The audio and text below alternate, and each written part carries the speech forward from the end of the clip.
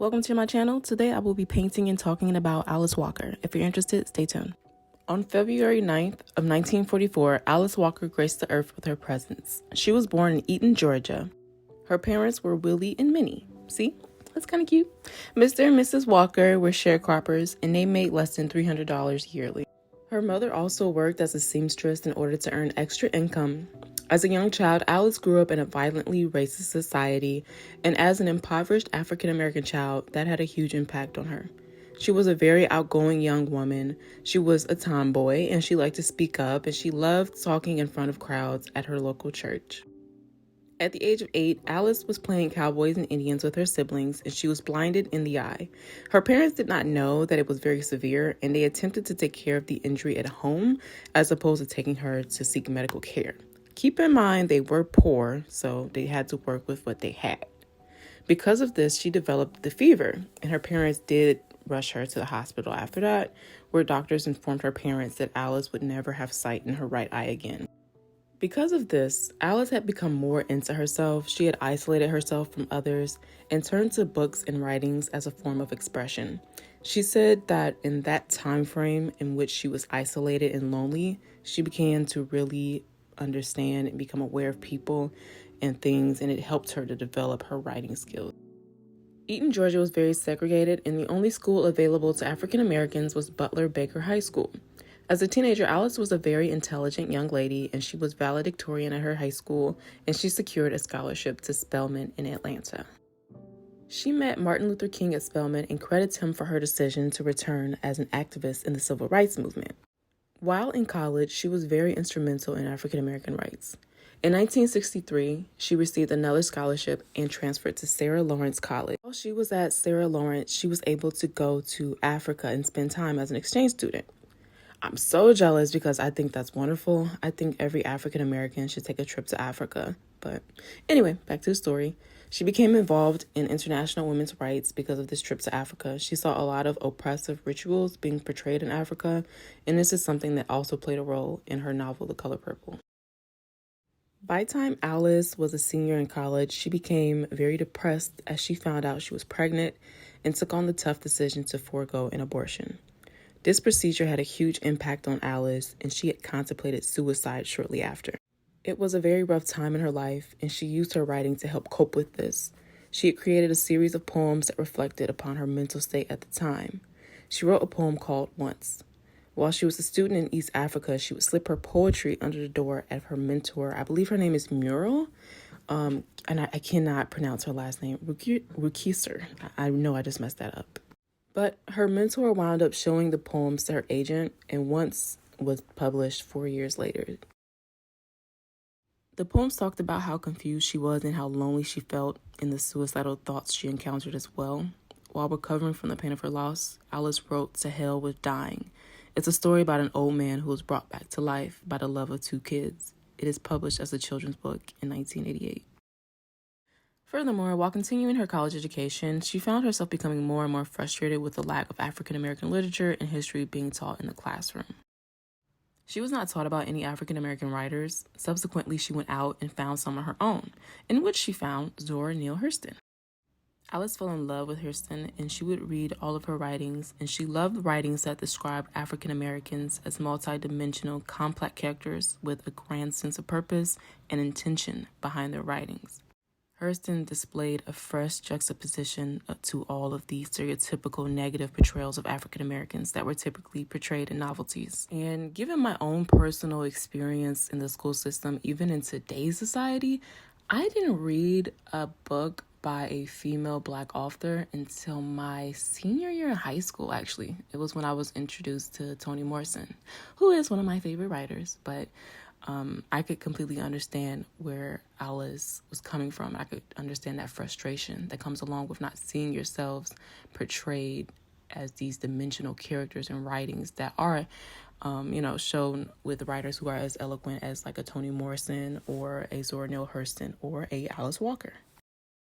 In 1965, after Walker received her bachelor degree, Walker married a Jewish civil rights attorney named Melvin R. Leventhal.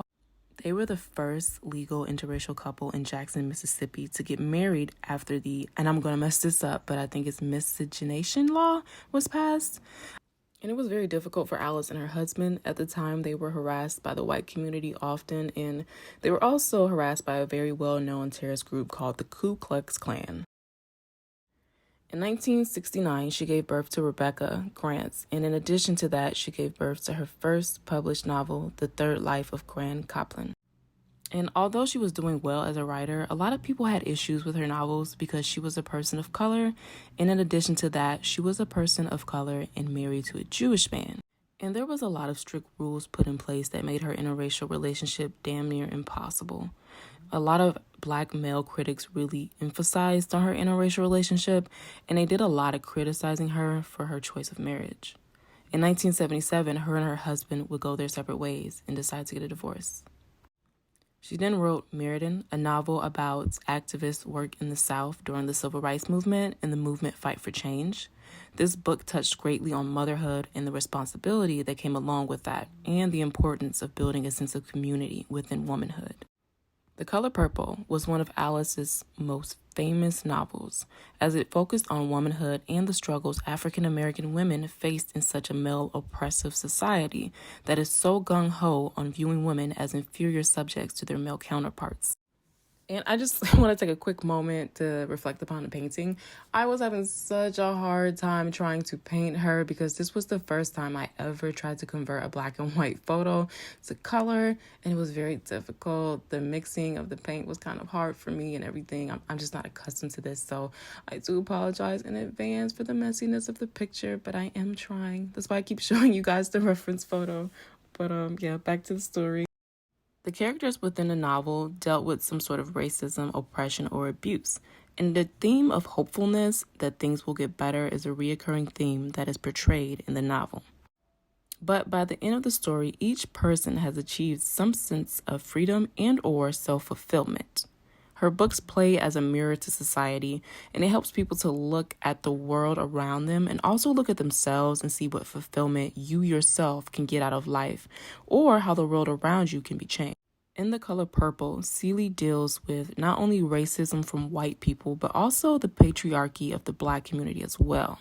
It was a great story, and if you're not one for reading, then you can always check out the film The Color Purple, as it was later adapted into a movie. In 2000, she also released The Way Forward Is With a Broken Heart. This book talked about love, exploring love and race relations. In this book, she touched deeply on her interracial relationship with Melvin. Then in 1983, Alice coined the term womanist in her book In Search of Our Mother's Garden. I read some of this book when I was in college. My grandma had it on her nightstand, and I just happened to pick it up. And it's a very intriguing book. It has a lot of interesting concepts that I definitely recommend. If you do enjoy reading, definitely check out In Our Mother's Garden. But if you don't know what a womanist is, it is a form of feminism that is primarily concentrated on the conditions and experiences of Black women. Alice addresses the concern of Black women from our own physical and spiritual and intellectual perspectives.